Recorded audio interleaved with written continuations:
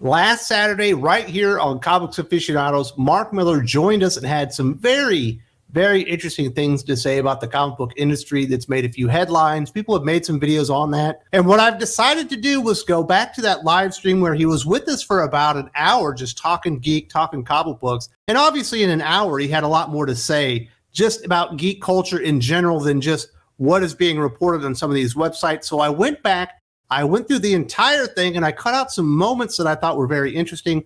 Obviously, the beginning of this will be Mark Millar talking about how he and some of his friends hopefully will be able to come back to Marvel and DC Comics, reinvigorate the brands, and hopefully bring some prestige back to the mainstream comic books and help everybody out. But he also had some other things that I thought were really interesting to say, including kind of talking about movie creators, movie directors, movie writers, not really respecting the comic book source material.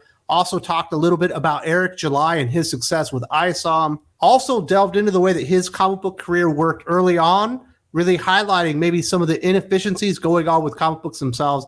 And then obviously he had to talk about Superman, his favorite superhero, the concept that he's got that he's going to be writing up very soon will hopefully be published from DC Comics in the next couple of years. And also kind of like his version of Superman in comic books, the way that he thinks of the character.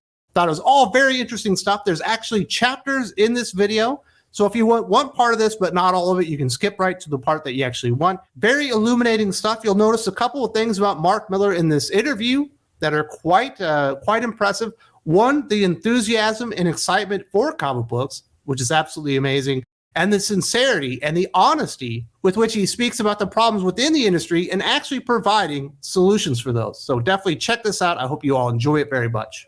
I just feel there's something weird going on just now where I really feel like guys like me and you know, guys who've worked in the industry for a while and been very lucky, had a lot of big books and everything, we've got to man the stations, you know, like I think everybody's got to come in and do a couple of projects and find an artist who's as good as they can possibly get and just do some killer run on something, you know. The retailers they're struggling out there, you know, like they're I mean, all my friends and retailers saying they've never known it's hard as this. And I was like, okay, let's get Olivia Coipel and Pepe Larraz or whatever, and we go and do a Captain America and a Wolverine run or something, you know, everybody's got to come back and do two runs, you know.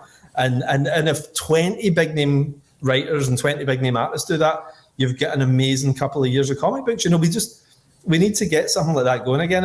You want to see some excitement in Marvel and DC again, I think. Nobody wants to hear this, right? Because we do well out of Creator Owned. It's great to work on something that then becomes a movie and you maybe have a run of books like Saga or something that do incredibly well, you know.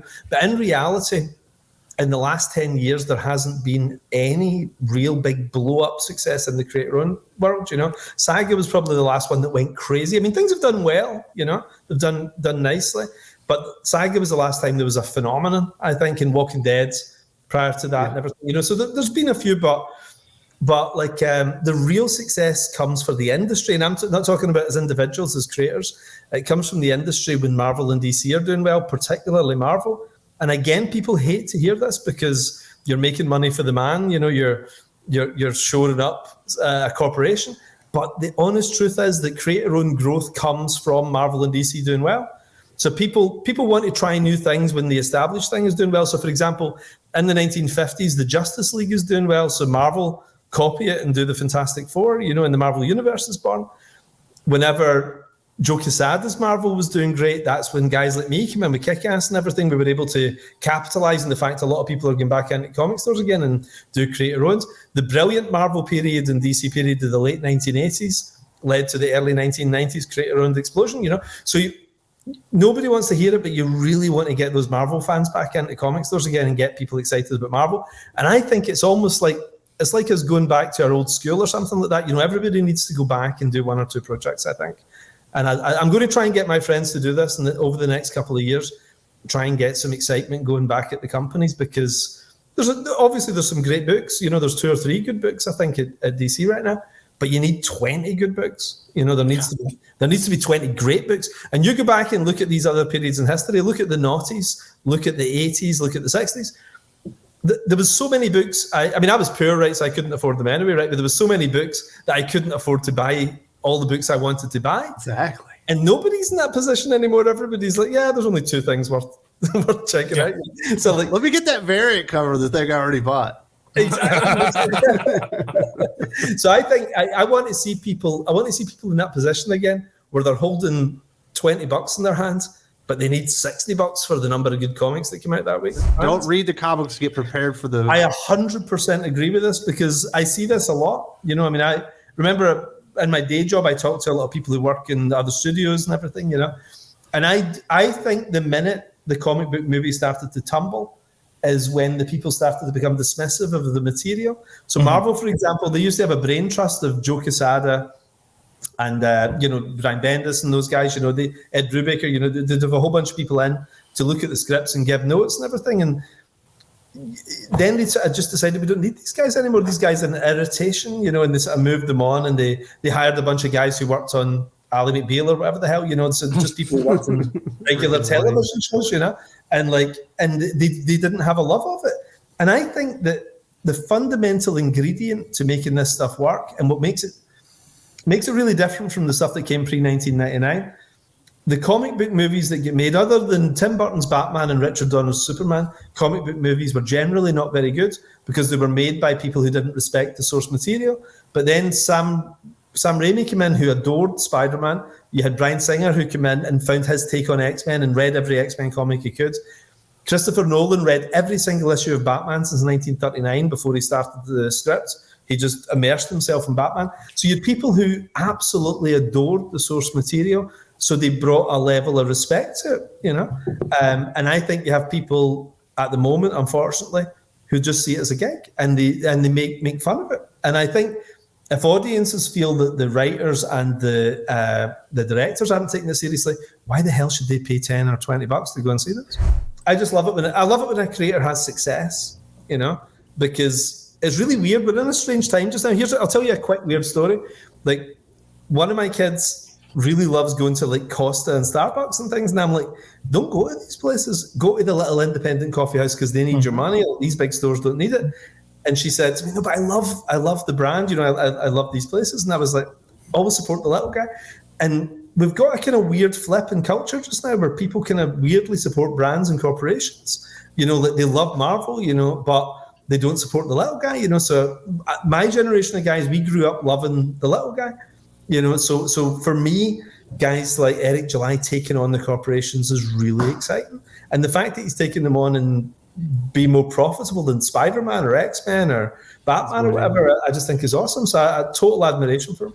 You know, it's funny when you start out in the business, you don't understand why you're not writing X-Men immediately. You know, you're like, oh, well, I should be writing X-Men, you know. And then you realize, no, you have to learn your craft and take 10, 15 years to get competent enough to be let anywhere near an X-book, you know. And I feel that with Superman, I wouldn't have done the best version of it if I'd done it when I was 29. You know, I'm glad I'll be doing this when I'm ready for it, I think. It was actually a training camp. Like when I started out, and it was the same in the States as well for decades, you start off in short stories. You start off doing 4-page stories, and Alan Moore did that for 2 years, right? He did short stories for 2 years, little sci-fi shorts for 2000 AD. But you know what it does? It teaches you, you know, that's your apprenticeship. Like if you're going to be a doctor, a lawyer, a plumber, a carpenter, you have to learn, you know, you learn at the feet of masters and you practice and you make mistakes and then you get good, you know, over time.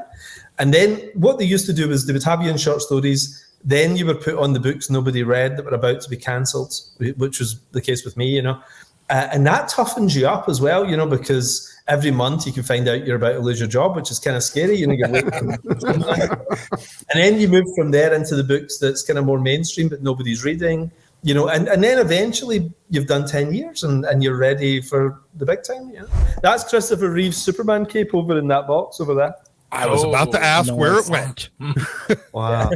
Do you still have Christopher Reeve's cat? I've got the cat. Yeah, the cat's in the box downstairs. Yeah, the cat. I love the idea that somebody was so resourceful that when the cat from Superman, the movie, died, you know, they stuffed it and stuck it on eBay and I bought it.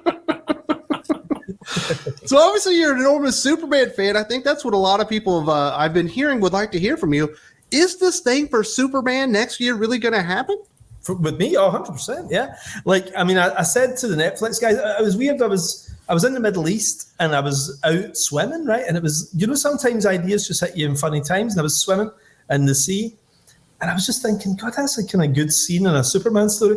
And then the whole thing just came to me, right? I mean, from start to finish, the whole thing just came before I got back. And I said to my wife and my kids, don't talk to me. I need to write this down, and I got a pen and I just wrote everything down. It was a weird thing, and I came in and wrote it all down. And I just mentioned on Twitter, look, I'll never write this, but I had a good idea for a Superman story. And then DC contacted me and they said, look, we'd love you to do this. This would be amazing, So I've got a break where I could take 3 months and write it towards the end of next year. And I'm 100% going to do it, 100%. So with the Superman story, do you have an artist in mind? Are you that far along in the pre-production? Well, because I'm on staff at Netflix, I can't actually make any moves, but I've got about 3 guys who I would want, and there's the kind of the one who will let me down, right? Who's going to be so the realistic one and so on, So I've got about 3 guys I've got in the back of my head, but I can't wait. I mean, I've been jotting down notes all the time, I've got such enthusiasm for it. I mean, Superman's all I ever wanted to do, so to get a second shot at it after Red Sun, awesome. So for me, it's Cary Bates, who it's crazy that he's less well known, but he's written more Superman stories than anyone in history. He started writing Superman when Lyndon B. Johnson was president, and he wrote it all the way up to me leaving high school, and he's. I mean, I've been in touch with him recently. I interviewed him on my podcast, and he's amazing. He and Kurt Swan together is basically my favorite thing from my childhood. Out of all pop culture, I absolutely love I really recommend their Superman comics to anyone. There's two strains of thought on Clark Kent, right? So for me, Clark Kent is Superman's disguise, right? Because even in the very first thing that was ever written in 1938, it said, who disguised as mild-mannered reporter Clark Kent, right? So Superman puts on glasses because he doesn't need glasses. He's disguising himself as Clark Kent, right? So Clark Kent is this slightly goofy persona that he adopts so people don't think he's Superman. And I think what makes Superman really interesting is that he's one of the 2 characters who's primarily the superhero, but dresses up as a person. There's only 2 characters in comic book fiction who do that, where they actually dress up as their secret identities. Most people, it's Peter Parker who puts on a Spider-Man suit, And I think what John Byrne did was he brought, and I love John Byrne, but I think he brought a Marvel head to it. He was like, oh no, Clark Kent's who I am, but Superman is what I do. And I think it misses the entire point of Superman, because what makes him so interesting is that Clark Kent is a work of art. Clark Kent listens to country music. Clark Kent would be watching Yellowstone. It's like Clark Kent is not Superman. He's an amazing piece of art that Superman invented, this fictional character, so that he can interface with normal people. And I know people are going to take this the wrong way, but imagine you're a cat, right? And you get sat among a bunch of mice, and they dress you up as a mouse, and they put mouse ears on you and everything, right? You're still a cat. So Superman's a Kryptonian. He was raised by the Kents. He's been given this amazing morality. He's got the nicest parents in the world. He's turned out the best guy and everything, but he is a different species. He's from somewhere else. So he hears things on the other side of the planet. He can see under your skin and he can see microbes on your body and so on. It's like his view of the world is completely different. He's not Clark Kent. Clark Kent's a small town boy going to the big city, hoping to meet a great girl and everything, and have a good job. That's not who he is. That's who he dresses up as. But Superman just sees the world in ways we can't imagine. So, of course, that's not Superman. I hope you all really enjoyed hearing from Mark Millar as much as I did. It was just an honor to have him on Comics Aficionados. In fact, over the next 3 to 4 weeks, I'm going to have a couple of more guests joining us, special guests, that I think people are really going to appreciate, enjoy seeing right here on Thinking Critical YouTube on the Comics Aficionados live stream every Saturday at 10 a.m. Eastern Standard Time.